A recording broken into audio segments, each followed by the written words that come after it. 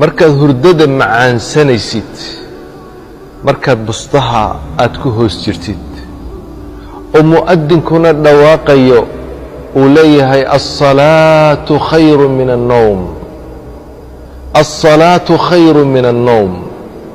waligaa naftaada ma weydiisay as-salaatu khayru min an-nawm maxay ka dhigan tahay muxuu leeyahay mu'adinku macnaheedu waa maxay maalinna ma isweydiisay maxay salaadu ugu khayr badan tahay hurdada soona ka nasanayna sawta hurdadu cibaadada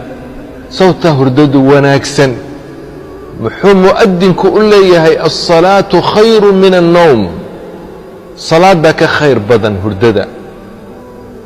nacam salaada ka khayr badan hurdada salaadu waxaad ajiibaysaa ilaahay oo ku